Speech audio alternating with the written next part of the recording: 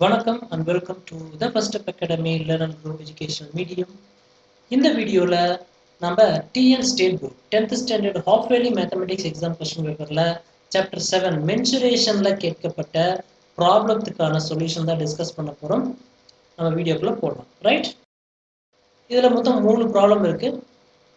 First problem, let me read the problem first. The radius of a spherical balloon increases from 12 cm to 16 cm as air being pumped into it. Find the ratio of the surface area of the balloons in the two cases. Right? This is the problem. இதில் என்ன சொல்ல வராங்கன்னு பார்த்தீங்கன்னா ஒரு spherical balloon இருக்கு, அதோட radius 12 centimetre அப்படின்னு சொல்றாங்க. டெஃபினட்டாக ஒரு ஸ்பெரிக்கல் பலூன் ஒரு ரேடியஸ் இருக்கும்போது டெஃபினட்டாக ஒரு surface area we can easily calculate. Now அந்த ஸ்பெரிக்கல் பலூன்ல நான் ஃபர்தராக ஏரை பம்ப் பண்ணும்போது என்ன ஆகும், பலூன் பெருசாகும். அப்படி பெருசாகக்கூடிய பலூனுடைய ரேடியஸ் இன்க்ரீஸ் ஆகுது அப் டு 16 சென்டிமீட்டர். ரைட்? இப்போ ரேடியஸ் ஒரு ஸ்பீருடைய ரேடியஸ் இன்க்ரீஸ் ஆகும்போது ஆட்டோமேட்டிக்காக சர்ஃபேஸ் ஏரியாவும் இன்க்ரீஸ் ஆகும். இப்போ அந்த ஆக்சுவல் சர்ஃபேஸ் ஏரியாவுக்கும் இந்த இன்க்ரீஸ் ஆன சர்ஃபேஸ் ஏரியாவுக்கும் உண்டான ரேஷியோ என்ன அப்படின்னு தான் கண்டுபிடிக்க சொல்றாங்க. ரைட்? இப்போ நம்ம கிவன் பேராமீட்டர்ஸ் எடுத்து எழுதிக்குவோம், சொல்யூஷனை கண்டுபிடிப்போம். What are the given parameters? Radius of the spherical balloon R1. நான் R1 எடுத்துக்கிறேன், அதாவது balloon 1. அதோட ரேடியஸ் என்ன 12 சென்டிமீட்டர் அப்படின்னு கொடுத்துருக்காங்க. நான் ஏர் ஃபர்தராக பம்ப் பண்ணுறதுக்கு முன்னாடி இருக்கக்கூடிய கண்டிஷன். ரைட்? அதை நான் R1 டினோட் பண்ணிக்கிறேன். R1 is equal to 12 centimeter. After air pumped into that, what is happening? Sphere உடைய ரேடியஸ் இன்க்ரீஸ் ஆகுது. So radius of the spherical balloon அதை நான் R2 ரெப்ரசென்ட் பண்ணுறேன். அதனுடைய மதிப்பு 16 centimetre. Now we need to find the ratio between the surface area of these balloons. Right? இது ஒரு direct question, நேரா சர்ஃபேஸ் ஏரியா நம்ம கண்டுபிடிச்சா போதும். ரைட்? ஃபர்ஸ்ட் என்ன பண்ணலாம், formula for surface area of the sphere அதை நம்ம கண்டுபிடிக்கணும். ரெண்டுமே ஸ்பியர் தான், so we don't want to confuse with the formula. ஒரே ஃபார்முலா, ஸ்பியருடைய சர்ஃபேஸ் ஏரியா. ரைட்? அதோட ஃபார்முலா என்ன, 4πr². Right? So now balloon 1க்கான சர்ஃபேஸ் ஏரியா என்ன, பலூன் 2க்கான சர்ஃபேஸ் ஏரியா என்னன்னு கண்டுபிடிச்சு இந்த ரெண்டு பலூனுக்கான சர்ஃபேஸ் ஏரியாவோட ரேஷியோ கண்டுபிடிச்சா சொல்யூஷன் கிடைச்சிடும். ரைட்? இப்போ பலூன் 1க்கான surface area of balloon 1 is equal to 4πr1². Because balloon 1ஓட ரேடியஸ் R1 நம்ம ரெப்ரசென்ட் பண்ணியிருக்கோம். So 4πr1². R1 உடைய மதிப்பு என்ன 12. ஸோ அதை நான் சப்ஸ்டிட்யூட் பண்ணிடுறேன். So 4π into 12².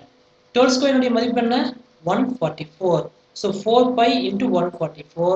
So 4 into 144 is 576 pi. Means 4 into 144 into pi. The value, final value is 576 pi.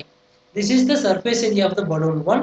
இங்க நான் பையனுடைய மதிப்பை போட்டு நான் மல்டிப்ளை பண்ணல, பிகாஸ் நாம இங்க கண்டுபிடிக்க போறது ரேஷியோ தான் கண்டுபிடிக்க போறோம்.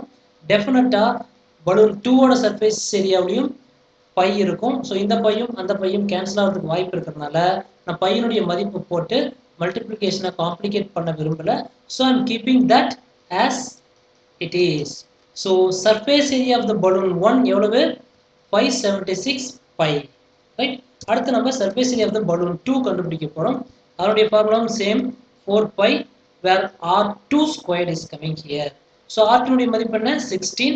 சப்ஸ்டிட்யூட் பண்றேன். 4π into 16² where 4π into 256, 16² is 256, where 4 into 256 into pi, the value is 1024 pi. Look at, இங்கேயும் பை இருக்கு, இங்கேயும் பை இருக்கு, ரெண்டுமே கேன்சல் ஆகிறதுக்கு வாய்ப்பு இருக்கு. ரைட்? இப்போ நம்ம என்ன கண்டுபிடிக்கணும், ratio between the surface area of these balloons. அப்போ என்ன, ratio of the surface area of the balloons is equal to surface area of the balloon 1 divided by surface area of balloon 2. Now I am going to substitute the value. நமக்கு ஏற்கனவே value நம்ம கண்டுபிடிச்சிட்டோம், அதில் substitute பண்ணுறேன். 576 pi divided by 1024 pi. இப்போ இந்த பையும் cancel ஆயிரும். ஃபர்தராக இதை ரெண்டையும் நம்ம கேன்சல் பண்ணணும் அப்படின்னு பார்த்தீங்கன்னா நமக்கு கிடைக்கக்கூடிய மதிப்பு என்ன, 9/16. So ratio of the surface area of the balloons is 9/16. This is the solution. This is the answer for this problem. Hope you understand how we find. எப்படி இந்த ப்ராப்ளத்துக்கான சொல்யூஷன் எப்படி கண்டுபிடிச்சோங்கிறது உங்களுக்கு புரிஞ்சிருக்குன்னு நம்புறோம். ரைட்? அடுத்த ப்ராப்ளத்துக்கு போலாமா? Next problem, an aluminum sphere of radius 15 centimeter is melted to make a cylinder of radius 10 centimeter. Find the height of the cylinder. இதுதான் problem. இங்க பாருங்க, ஒரு அலுமினியம் ஸ்பியர் இருக்கு, மீன்ஸ் 15 சென்டிமீட்டர் ரேடியஸ் இருக்கக்கூடிய ஒரு அலுமினியம் ஸ்பியர் இருக்கு. அதை melt பண்ணி நம்ம 10 சென்டிமீட்டர் ரேடியஸ் இருக்கக்கூடிய ஒரு சிலிண்டரை உருவாக்குறாங்க. அப்ப அந்த சிலிண்டருடைய ஹைட் என்னவா இருக்கும்? இதுதான் கேள்வி, ரைட்? இப்ப பாருங்க, தெளிவா அந்த கேள்வியை படிக்கணும். அப்பதான் நம்ம கர்வ்டு சர்ஃபேஸ் ஏரியா கண்டுபிடிக்கணுமா, டோட்டல் சர்ஃபேஸ் ஏரியா கண்டுபிடிக்கணுமா, இல்ல வால்யூம் கண்டுபிடிக்கணுமா அப்படிங்கிறது நமக்கு தெளிவா தெரியும், ரைட்? இப்ப பாருங்க, அலுமினியம் ஸ்பியர் கம்ப்ளீட்டா அதை மெல்ட் பண்ணி தான் ஒரு சிலிண்டரை ரெடி பண்றாங்க. அப்ப என்ன ஆகுது? இங்க வால்யூம் அப்படிங்கிற ப்ராப்பர்ட்டி தான் மேஜரா இன்வால்வ் ஆகுது. அப்ப நாம வால்யூமை பேஸ் பண்ணி தான் இந்த ப்ராப்ளத்துக்கான சொல்யூஷனை கண்டுபிடிக்க போறோம், ரைட்? ஃபைன். லெட் நம்ம மறுபடியும் கொடுக்கப்பட்ட மதிப்புகளை எடுத்து எழுதுவோம். என்ன? ரேடியஸ் ஆஃப் த ஸ்பியர், அதை நான் கேபிட்டல் ஆர் டினோட் பண்ணிக்கிறேன், கொடுத்துருக்காங்க 15 centimetre. Radius of the cylinder கொடுத்துருக்காங்க, அதோட வேல்யூ ஸ்மால் ஆர் 10 சென்டிமீட்டர் அப்படின்னு எடுத்திருக்கேன். இப்போ பாருங்க, இருக்கக்கூடிய ஒரே ஒரு கண்டிஷன் என்னன்னா, கம்ப்ளீட்டா இந்த அலுமினியம் ஸ்பியரை மெல்ட் பண்ணி தான் ஒரு ரேடியஸ் ரெடி பண்றாங்க. அப்ப இங்க இருக்கிற டோட்டல் வால்யூம் மீன்ஸ் ஸ்பியருடைய டோட்டல் வால்யூம் சிலிண்டருக்கு டிரான்ஸ்பர் ஆகுது. அப்ப ஸ்பியருடைய வால்யூமும் சிலிண்டருடைய வால்யூமும் ஈக்குவல் அப்படிங்கிறது தான் இந்த கொஸ்டின்ல தெளிவா கொடுத்துருக்காங்க, ரைட்? இப்ப அந்த கண்டிஷன் தான் இங்க எழுத போறோம். என்ன? Volume of the sphere is equal to volume of the cylinder. இப்ப என்ன? இந்த வால்யூம் ஆஃப் த ஸ்பியருக்கான ஃபார்முலாவை எடுத்து எழுதணும், வால்யூம் ஆஃப் த சிலிண்டருக்கான ஃபார்முலாவை எடுத்து எழுதணும், ரைட்? என்ன formula? Volume of the sphere is 4/3 pi capital R cube, where volume of the cylinder is pi R squared h. So 4/3 pi R cube is equal to pi R squared h. Look at இங்க ரெண்டுலயுமே பாருங்க by இருக்கா? இந்த பையும் இந்த பையும் cancel ஆயிருமா? Right. இப்போ given values என்னென்ன அப்படின்னு பாருங்க. கேபிட்டல் ஆர் தெரியும், ஸ்மால் ஆர் நமக்கு தெரியும். இங்க கேபிட்டல் ஆரையும் ஸ்மால் ஆரையும் நம்ம சப்ஸ்டிட்யூட் பண்ணிடலாம். h is the unknown value. ஆக்சுவலா நம்ம என்ன கண்டுபிடிக்கணும்? what is our objective to find? height, h. அதுதான் நம்ம கண்டுபிடிக்கணும். anyway that is the unknown value here. நமக்கு மீதி இருக்கிற வேல்யூ எல்லாமே தெரியும், சப்ஸ்டிட்யூட் பண்ணுங்க, ஈஸியா ஆன்சர் கண்டுபிடிச்சிடலாம், right? look at 4/3 into capital R value 15, 15 cube is equal to 10, small r is 10, so 10 square into h. So h நான் left hand side வச்சுக்கிறேன், ரிமைனிங் எல்லாத்தையுமே நான் ரைட் ஹேண்ட் சைடு கொண்டு வந்துக்கிறேன். அப்ப என்ன ஆகும்? h is equal to 4/3 into 15 cube நான் பிரிச்சு எழுதிக்கிறேன், 15 into 15 into 15. இந்த 10 squared கீழே போகும், so 10 into 10, right?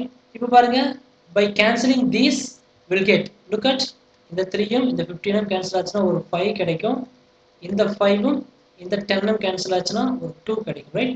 2 5s are 10, so 2 இங்க இருக்கு. இந்த 2 இந்த 4 3 கேன்சல் பண்ணும்போது 2 2s are 4, right? Rest of things என்னென்ன இருக்கு?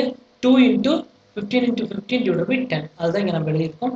ஃபர்தரா 2 10 நம்ம கேன்சல் பண்ண முடியும், 2 5 2s are 10, so 5 இங்க இருக்கு.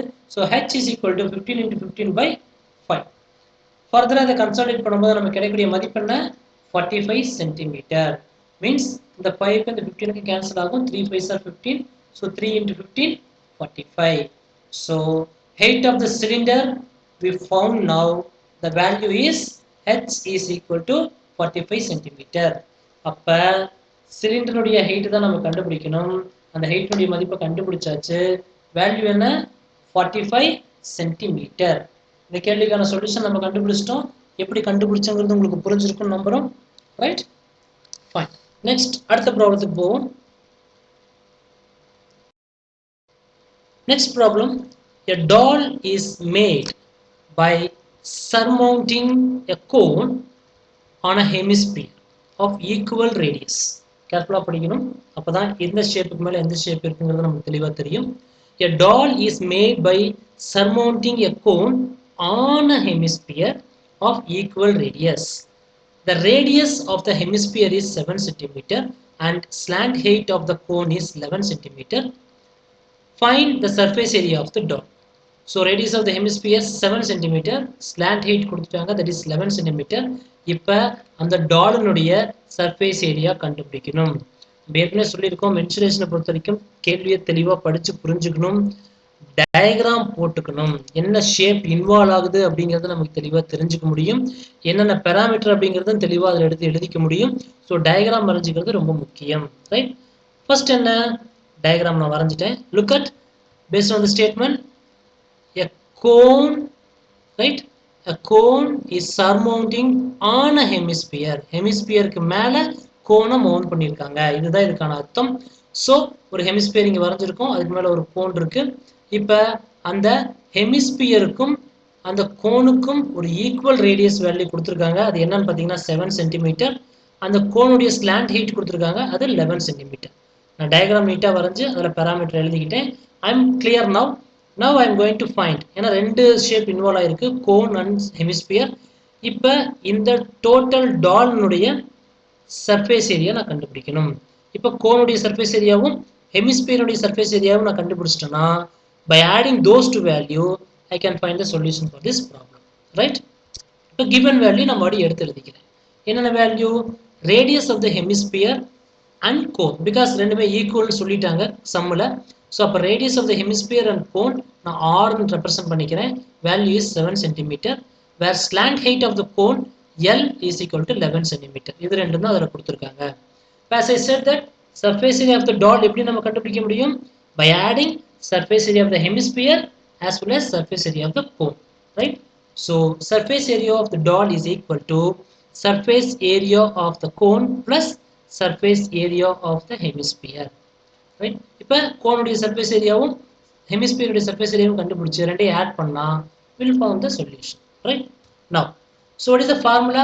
Surface area of the dot is equal to surface area of the cone. The formula is pi r L plus surface area of the hemisphere is 2 pi r squared.